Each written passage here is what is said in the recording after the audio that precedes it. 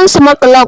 វិធីធ្វើងាយស្រួលធ្វើឆាប់បានហូបសម្រាប់បងប្អូនដែលគាត់មានវិធីសាស្ត្រផ្សេងហើយចង់ផ្លាស់ប្ដូរនៅវិធីសាស្ត្រ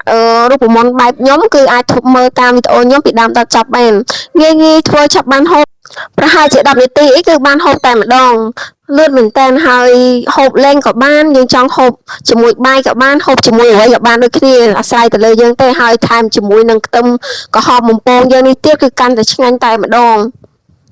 សម្រាប់ការធ្វើម្ហូបគឺមានច្រើនបែបច្រើនយ៉ាងទៅតាមរូបមន្តនីមួយៗរបស់អ្នកធ្វើហើយបងប្អូនដែលចង់សាកនៅរូបមន្តគ្រឿងសមុទ្រក្លុកខ្ញុំនេះគឺអាចធ្វើតាមខ្ញុំបានគឺជាដំបូងខ្ញុំដាក់ស្ករម្សៅរ៉ូឌីប៊ីចេងបន្តិច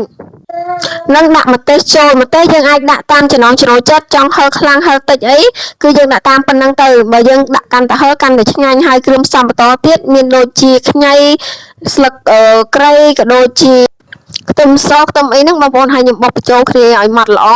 បន្ទាប់មកខ្ញុំចាប់ផ្ដើមដាំទឹកស្រស់ងាវហើយខ្ញុំដាក់ជាមួយនឹងគល់ស្លឹកគ្រៃបន្តិចស្លឹកក្រូចបន្តិចងាវខ្ញុំស្រស់គឺខ្ញុំស្រស់តែរាប់1 2 3 4 5 6ដល់10គឺខ្ញុំលើកឡើងតែម្ដងទឹកស្រស់ងាវគឺខ្ញុំដាក់មានអំបិលបន្តិចក៏លួចជាមួយនឹងប្រេងឆាយើងបន្តិចដូចគ្នាហើយស្រង់ចេញដាក់មឹកចូលបន្ទាប់មកក៏ទុកវាប្រហែលជាមកល្មមមិនឲ្យយូរពេកទេហើយស្រង់ចេញដាក់ត្រាំទឹកកកដូចគ្នាយើងស្រង់ដាក់ត្រាំទឹកកកអញ្ចឹងទៅធ្វើឲ្យសាច់មឹកនិងងាវរបស់យើងមានរសជាតិឆ្ងាញ់កាន់តែឆ្ងាញ់ទៀតអញ្ចឹងណាវាស្រួយល្អហើយយើងក៏មកធ្វើជាមួយនឹងទឹកត្រីក្លុករបស់យើងនេះបន្តទៀតគឺលឿនមែនតើឃើញទេបងប្អូនគឺមួយផ្លែតទេมันយូរទេសម្រាប់ការធ្វើគ្រឿងសមុទ្រក្លុកនេះគឺមួយផ្លែតបានហូបតែម្ដងគ្រឿងសមុទ្រយើងនេះគឺយើងដាក់ត្រាំជាមួយនឹងទឹកកកហើយលាងទឹកវាចេញម្សៅទៀតការធ្វើគឺមានគ្រឿងផ្សំដូចឃើញនៅក្នុងវីដេអូហ្នឹងហើយសម្រាប់ខ្ទឹមសគឺខ្ញុំហាន់ជាចំណិតស្ដើងដើម្បីដាក់ជាមួយនឹងគ្រឿងក្លុកយើងនេះទៅវាតុនជាមួយទឹកត្រីគឺឆ្ងាញ់មែនតើស្លឹកគ្រៃក៏ខ្ញុំហាន់ស្ដើងដូចគ្នាហើយខ្ញីក៏ខ្ញុំហាន់ជាដូចក្នុងវីដេអូហ្នឹងអញ្ចឹងបងប្អូនហើយបន្ទាប់មកទៀតខ្ញុំចាប់ផ្ដើមលាយគ្រឿងបន្តទៀតមានដូចជាក្រូចឆ្មានេះស្មាខ្ញុំដាក់មានចំនួនប៉ុណ្ណឹងដូចនៅក្នុងវីដេអូ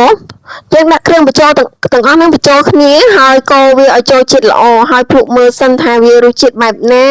ផ្អែមជូរប្រៃអីដែលយើងរសជាតិដែលយើងចង់បានគឺយើងអូខេប៉ុន្មានគឺយើងយកប៉ុណ្ណឹងទៅសម្រាប់គ្រឿងសមុទ្រក្លុកនេះគឺខ្ញុំយករសជាតិជូរ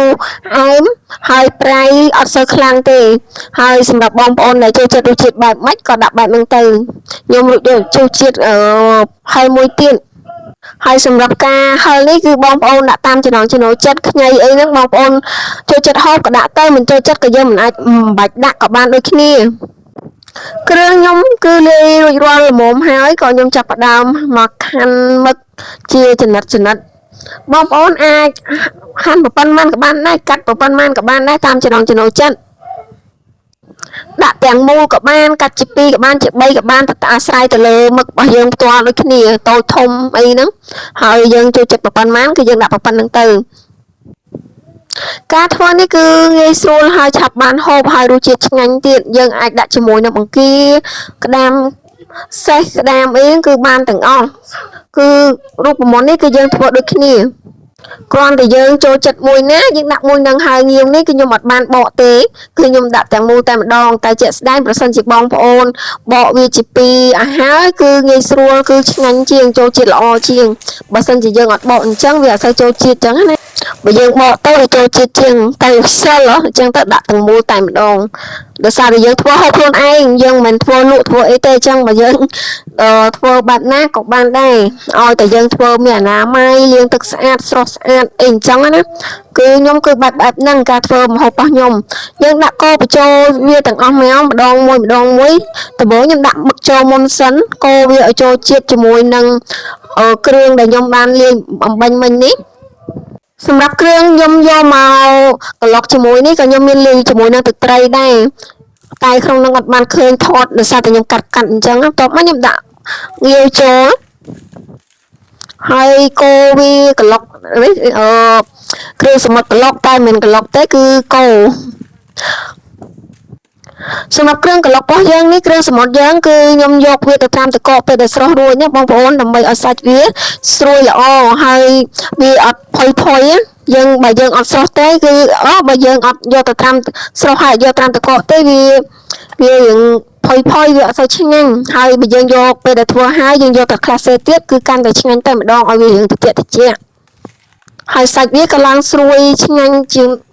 នឹងដែរបើយើងអត់បានយកទឹកក្លាសេវាអត់សូវឆ្ងាញ់ប្រហែលទេវាឡើងដូចថាលក្ខណៈថាវាយើងច្របអញ្ចឹងណាវាមិនស្រួយទៅដូចស្វាយដូចម្កាក់ទេឥឡូវនេះគឺ